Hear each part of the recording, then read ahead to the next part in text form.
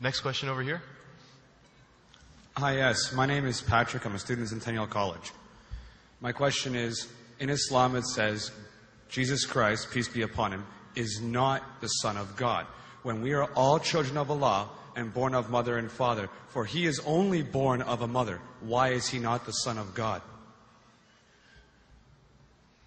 Brother Patrick asked a very good question, a very important question. He said that why in Islam is Jesus Christ, peace be upon him, not considered as Son of God? When we all are children of God, he being born of a virgin woman, all the more reason should be. See, brother, if you tell we are children of God, in that way I've got no problem at all. If you read the biblical language, if you say that we are children of God and Jesus is Son of God, in that context, meaning he is person who follows the commandment of God, most verily, all the messengers of God, they are sons of God. But the problem is, if someone says he is not a normal son, but he is the begotten son, then there's a problem. Because if you read the Bible have got sons, the God has got sons by the tons. If you read the Bible, Adam is son of God. Ephraim is son of God. Israel is son of God. It's mentioned in the book of Romans, chapter number 8. All those who are led by the Spirit of God, they are sons of God. That means if you follow the commandment of God, you're a son of God. I've got no problem with that phrase at all. But today, that phrase has been misunderstood. For example, if a young son asks me a question, I said, Beta, son, it's a very good question. He won't mind because I'm elderly, But if I say that begotten son, that means I'm insinuating him. Maybe he'll punch me. Fine. So what do you realize? That using the phrase son of God, in the context that we are children of God, we have no problem. So in that context, all the human beings who follow the commandments of God can be called children of God. No problem. But what the Christian says, that no, Jesus Christ, peace be upon him, is not a normal son. And he quotes Gospel of John, chapter number 3, verse number 16. For God so loved the world that he gave his only begotten son. Whosoever believeth in him shall not die but have everlasting life. Correct, brother? So do you believe Jesus is the begotten son of God? I do. You believe, fine. Now this verse which I quoted, Gospel of John, chapter number 3, verse number 16, it's from King James Version. For God so loved the world that he gave his only begotten son. Whosoever believeth in him shall not die but have everlasting life. Now when you read the Revised Standard Version of the Bible, revised by Thaidu scholars, Christian scholars of the highest eminence, backed by 50 different cooperating Christian denominations, they say that this word begotten is an interpolation, it's a fabrication, it's a concoction, it's an adulteration. Who's saying? Not Muslims, not Hindus, Thaidu Christian scholars of the highest eminence in the Revised Standard Version of the Bible, they say begotten is an interpolation. It's a fabrication, it's a concoction, and they're thrown out of the Bible. So if you say Jesus is Son of God, like Adam, like Ephraim, like Israel, I have no problem. The moment you say begotten, I want to ask you the question, what is the meaning of begotten? Brother, what is the meaning of begotten? Begetting is an animal act. It's the function of lower animals of sex. And when you say that he was born to Mother Mary, virgin, what are you insinuating?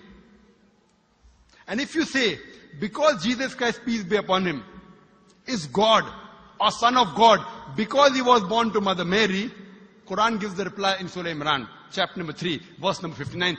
Inna masala Isa indallahi ka masala Adam. Khalaqa min turab. That when they say the similitude of Jesus in front of Allah is the same as Adam. They were born from dust and said, be and it falls. If you say that Jesus Christ is God because he had no father and only mother, then Adam, peace be upon him, is a greater God. He had no mother and no father according to the Bible. MashaAllah, you're clapping. I like it. So if you say Jesus is God because he had no father, only mother, Adam is a greater God, peace be upon him. He had no mother, he had no father. I never referred to him as a God, but Son of God. That's right. Fine. So Adam is a bigger son of God. Right or wrong? By your definition, Adam would be a god, for he has no mother nor no father. Not my definition, not my definition. By the definition of the Christian missionary. By my definition, he is a messenger of God. Because God cannot beget. I told you in my talk. Lam yalid wa lam yulad. He begets not, nor is he begotten. The moment God begets, he is not God. Son of God meaning pious person, I agree. That's the reason Allah subhanahu wa ta'ala in the Quran, in 99 attributes, he has missed out Ab, father. Why? It's a good attribute. But Allah did not mention Ab meaning father because people started having wrong meaning of the word father. So he used the more difficult word Rab, but did not use Ab. Logically it's fine. But Almighty Allah subhanahu wa ta'ala purposely did not use the attribute Ab in the Quran because people will misunderstand. That's the reason English-wise, saying Jesus is the Son of God, meaning messenger of God, I'm with you. But the moment you say begotten Son, I have objection. So you say Jesus is a messenger of God, I say peace be upon him after his name. So I respect Jesus Christ, peace be upon him, more than you, Brother Patrick. Because when I take his name, I have to say peace be upon him. If I do not say that, I'm wrong. So I love Jesus Christ, peace be upon him, more than you. I follow his teaching more than you. And if you want, I can prove it to you. That's a different argument, not for tonight. Sorry? That's a different argument and not for tonight. Okay, fine. I'll give you a few things. Jesus Christ, peace be upon him. Fine? If you read the Bible, he was circumcised on the 8th day. Fine? Majority of all the Muslims are circumcised, the Christians aren't.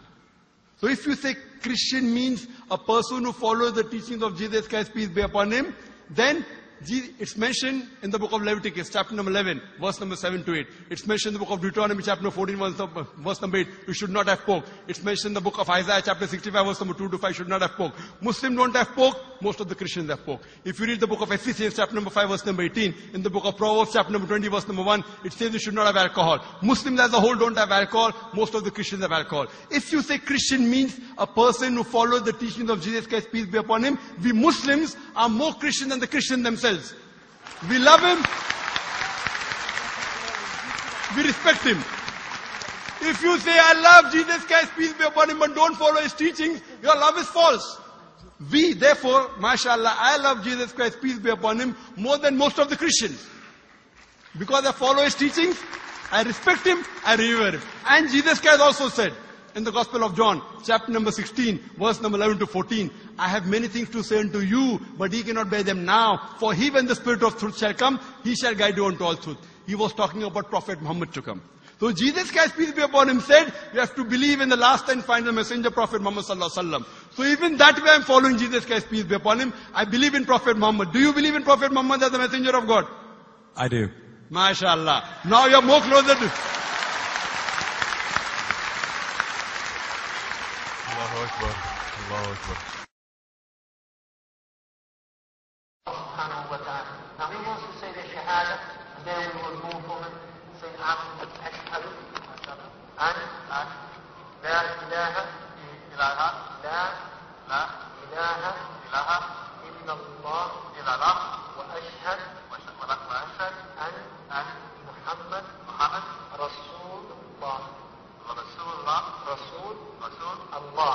I'm more excited than him. Allahu Akbar. Allahu Akbar. Allahu Akbar. Allahu Akbar.